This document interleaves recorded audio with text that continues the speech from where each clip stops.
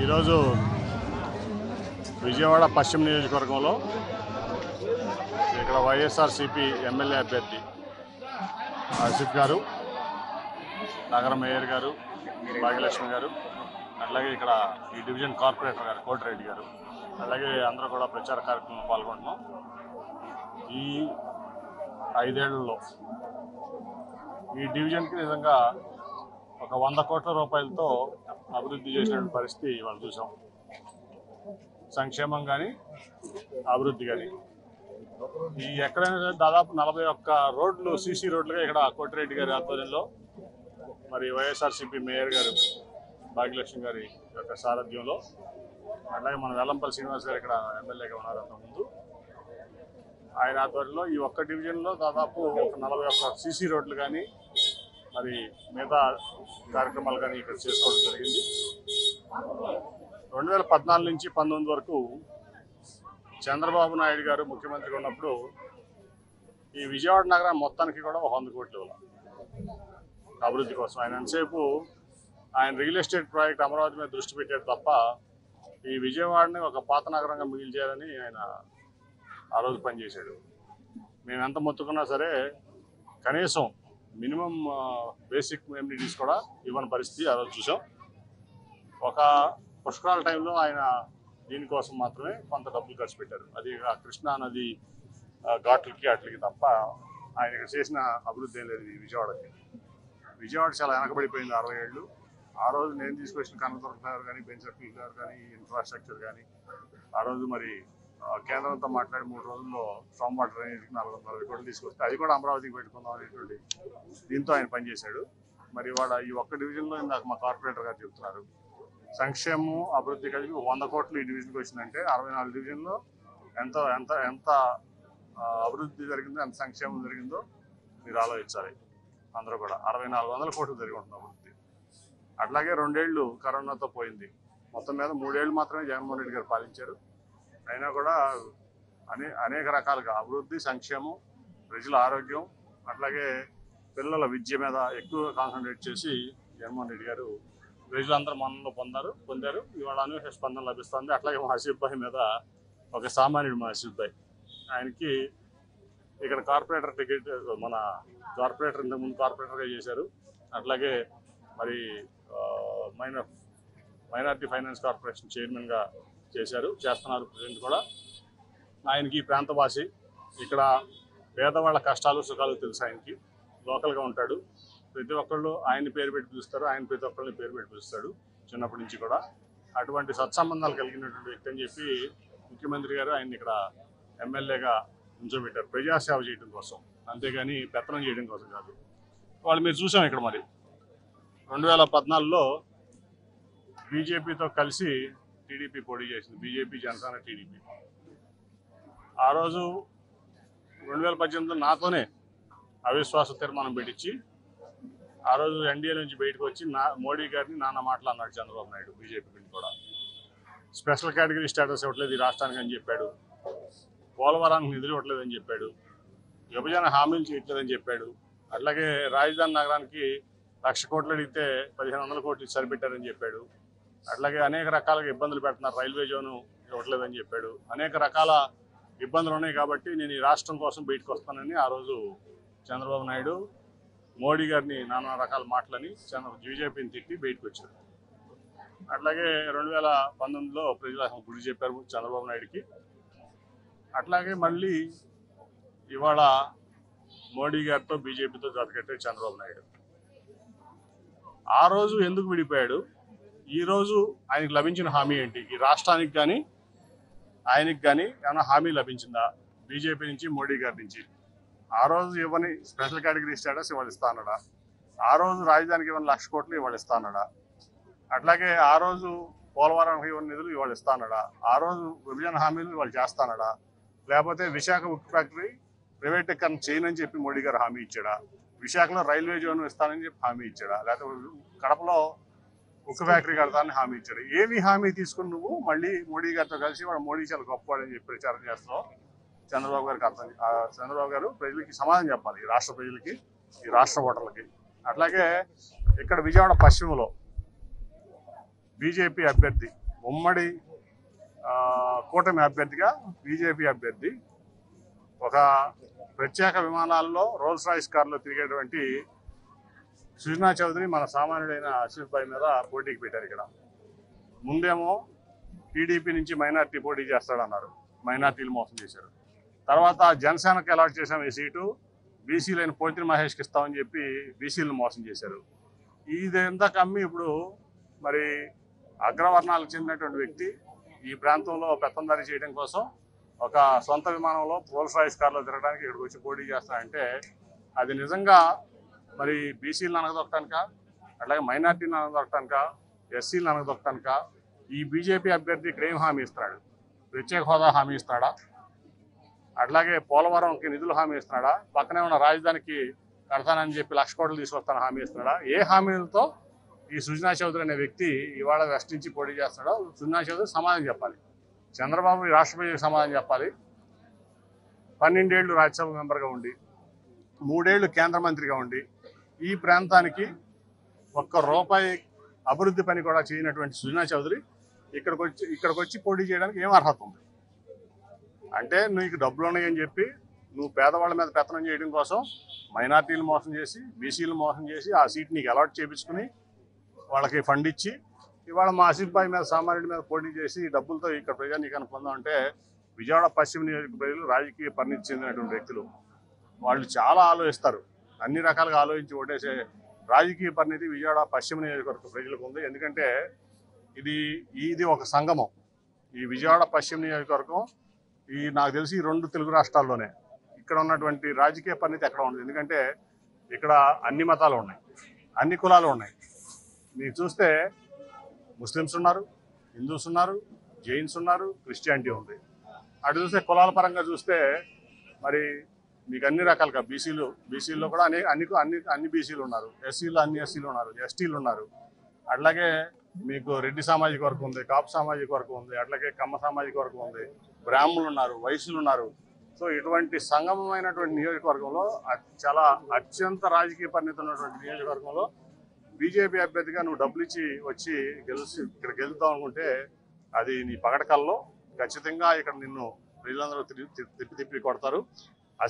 మా ఆసిఫ్ భాయ్ని మరి జగన్మోహన్ రెడ్డి గారు ఇక్కడ పెట్టినటువంటి మా వైఎస్ఆర్సీపీ అభ్యర్థి సామాన్యుడు, మరి ఒక కమిటెడ్ వైసీపీ కార్యకర్త, ఆయనకి ఇక్కడ సీట్ ఇచ్చారు.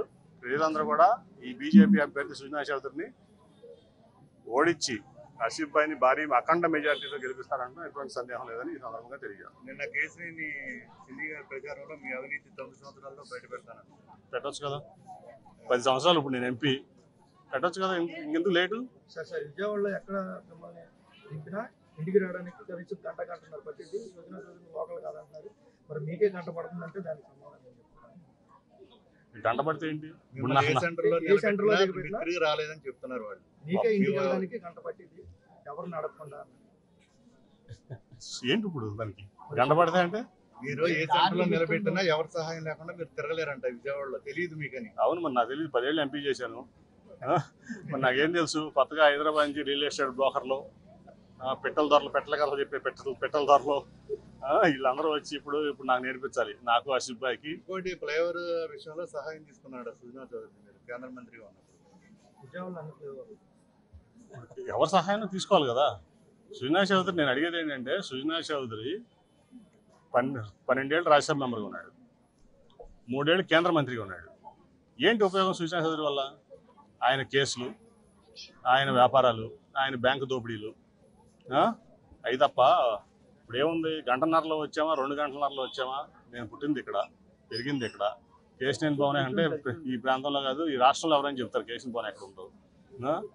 ఇప్పుడు 10 ఏళ్ళుగా ఇక్కడ ప్రజలకు సేవ చేస్తున్నాం. కొత్తగా వచ్చి పెట్టెల ధరలు అందరూ పెట్టకథలు చెప్తా ఉంటే ప్రజలు నమ్ముతారా? నేను గంటన్నరలో వస్తాను, 2 గంటల్లో వస్తాను, 3 గంటల్లో వస్తాను కదా. నేనేం హైదరాబాద్ పారిపోను కదా.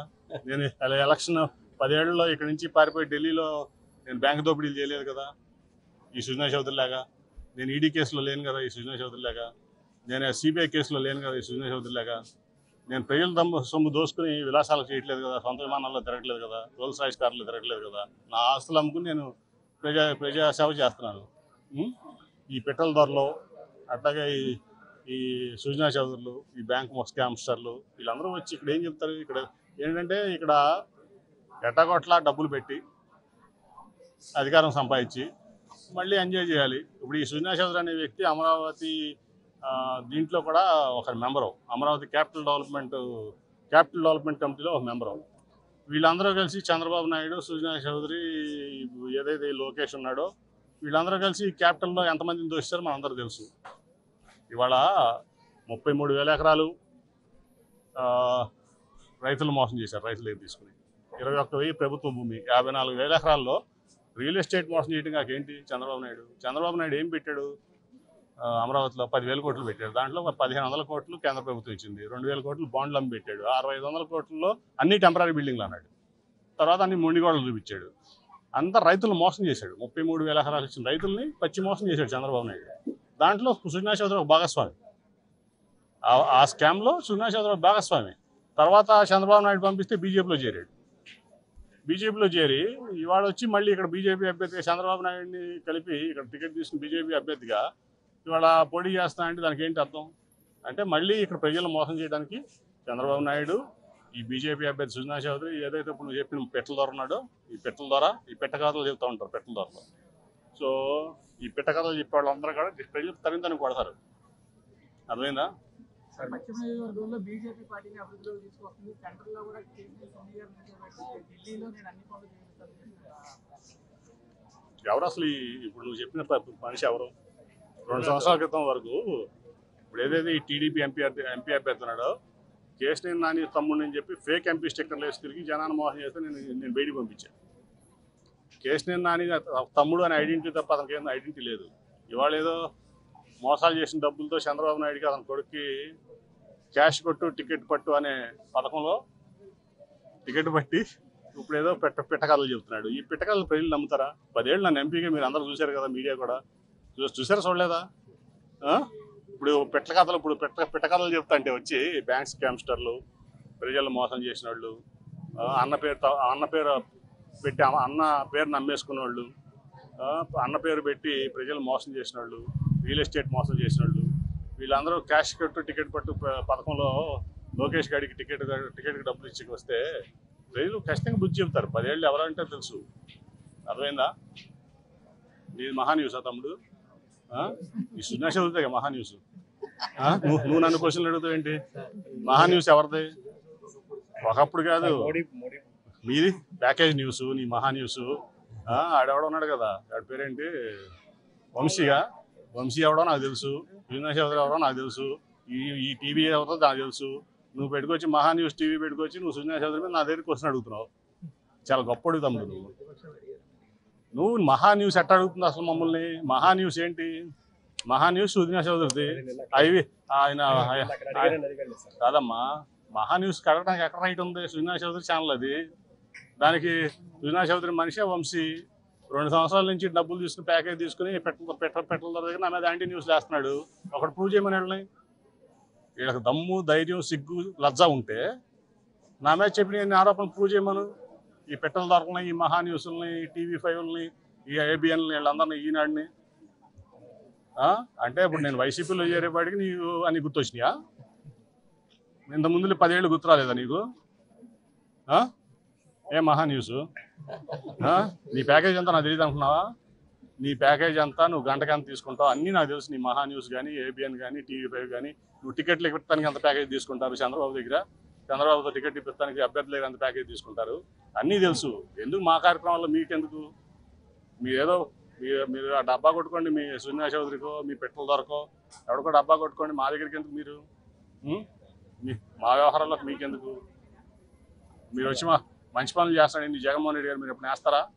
జగన్మోహన్ రెడ్డి గారు మీ సుజనా చౌదరి క్యాపిటల్ కమిటీలో మెంబర్గా ఉన్నాడు. ఎంత పెట్టాడు క్యాపిటల్ కమిటీలో చెప్పమని చంద్రబాబు నాయుడు? సుజనా చౌదరి 10,000 కోట్లు పెట్టాడు. జగన్మోహన్ రెడ్డి గారు 15,000 సచివాలయాలు కానీ, RBKలు కానీ, లేకపోతే మన ఈ వెల్నెస్ సెంటర్లు కానీ పెడతానికి 30,000 కోట్లు క్యాపిటల్ ఎక్స్పెండిచర్ పెట్టాడు. అభివృద్ధి ఎవరిది? 3 రెట్లు ఎక్కువ పెట్టాడు. దాంట్లోనే నీకు హెల్త్ మీద 18,000 కోట్లు పెట్టాడు. నువ్వు ఎంత పెట్టావు చెప్పు? చంద్రబాబుని అడుగుతాను నేను, 5 ఏళ్ళలో నువ్వు ఎంత పెట్టావు? అట్లాగే ఎడ్యుకేషన్ మీద ఎంత పెట్టాడు? 14,000 కోట్లు పెట్టాడు జగన్మోహన్ రెడ్డి గారు. నువ్వు ఎంత పెట్టావు? ఇవాళ పర్ క్యాపిటల్ ఇన్కమ్ నువ్వు ఉన్నప్పుడు ఎంత? నువ్వు ఉన్నప్పుడు చంద్రబాబు నాయుడు ఉన్నప్పుడు నేను వెల్త్ సంపద సృష్టిస్తానంటాడు చంద్రబాబు నాయుడు, సుజనా చౌదరి. ఎంత? 1,68,000 రూపాయలు స్థూల ఆదాయం ఒక వ్యక్తిది. ఇవాళ 2,34,000. ఒకప్పుడు జిఎస్డిపి కంటే ఇప్పుడు 2.2% ఎక్కువ ఉంది. 2014 కంటే 19 కంటే ఇవాళ కరోనా వచ్చినప్పుడు కంటే జగన్మోహన్ రెడ్డి గారి దాంట్లో ఇవాళ 2% ప్లస్ ఎక్స్ట్రా ఉంది. అట్లాగే పావర్టీలో ఆ రోజు 11% ఉంది ఈ రాష్ట్రంలో పావర్టీ, 11%. ఇవాళ 4%. అంటే 7% పేదరికాన్ని నిర్మూలించినటువంటి గొప్ప వ్యక్తి భారతదేశంలో ఉన్నాడు జగన్మోహన్ రెడ్డి. నీ దమ్ముంటే నువ్వు ప్యాకేజ్ స్టార్ కాదు, నీ మహా న్యూస్ లేదా నీ ఏబిఎన్, నీ TV5 దమ్ముందా మీకు వేయడానికి? అంటే మీడియా చేతిలో ఉందని చెప్పి మీ ఇష్టం వచ్చేట్టు మాడతారా ఏంటి? ఈ సుజనా చౌదరి, చంద్రబాబు, లోకేష్, పెట్టల ద్వారా అందరూ కలిసి మీకు దమ్ముంటే నిజాలు వేయండి. మీడియా అంటే ఒక బాధ్యత ఉంది. ఎవడికి పెడతాడో మహా న్యూస్, తక్కువ న్యూస్, ఏబిఎన్ ఎన్ని పెట్టి వచ్చి మమ్మల్ని క్వశ్చన్లు అడిగితే మీరు నిజాలు వేసారండి క్వశ్చన్లు. మీకు ఎన్ని క్వశ్చన్లు కావాలంటే అన్ని క్వశ్చన్కి ఆన్సర్ చెప్తాం మేము. ఇవాళ నువ్వు ప్రత్యేక విమానంలో కృష్ణానది పక్కన ల్యాండ్ అయ్యి పారాషూట్లో వచ్చి దిగి ఇక్కడ ఇది చేద్దాం అనుకుంటున్నావు విజయవాడ వెస్ట్ని నీ రోల్స్ రాయిస్ కార్లు తిరిగే సందులు కాదు ఇవి, పేద ప్రజలు ఉండే సందులు. చెప్తున్నా సుజనా చౌదరికి వేసుకొని నీకు దమ్ముంటే నీ మహా న్యూస్లో. అర్థమైందా? నీ స్కామ్లన్నీ బయట పెడతా. వేస్తావా నువ్వు మహా న్యూస్లో సుజనా చౌదరి స్కామ్లు? 25 ఏళ్ళ చరిత్ర తీస్తా స్కామ్లు. సుజనా చౌదరి వేస్తావా నువ్వు? నీకు దమ్ముందా? నీ మహా న్యూస్. నీ పేరేంటి తమ్ముడు? చిరంజీవి. వేయగలవా నువ్వు? మరి మమ్మల్ని క్వశ్చన్ ఎందుకు అడుగుతున్నావు? నువ్వు వేయలేనప్పుడు మేము చెప్పింది వేయలేనప్పుడు నువ్వు క్వశ్చన్ అడుగుతావు. నీకు అడిగే అర్హత ఎక్కడ ఉంది? నువ్వు మహా న్యూస్, నువ్వు సుజనా చౌదరి ఛానల్, నువ్వు చంద్రబాబు ఛానల్లో నువ్వు వేయగలవా? ఇప్పుడు నేను చెప్పాను ఇంత అభివృద్ధి చేశాడు జగన్మోహన్ రెడ్డి గారు, నువ్వు వేయగలవా? నువ్వు వేయలేవు. నువ్వు వేయలేనప్పుడు నువ్వు ఎట్లా అడుగుతావు? నీ అర్హత ఎక్కడ ఉంది? నువ్వు మీడియా కాదు, నువ్వు పాంప్లెట్. సుజనా చౌదరికి, చంద్రబాబుకి పాంప్లెట్లు మీరంతా. మీకు అడిగే అర్హత ఎక్కడ ఉంది? మీకు లేదు. అనవసరమైన టైం వేస్ట్ ఎందుకు మాకు మీతో? ఓకే చిరంజీవి, నువ్వు వ్యక్తిగతంగా నువ్వంటే ఇష్టమే నాకు.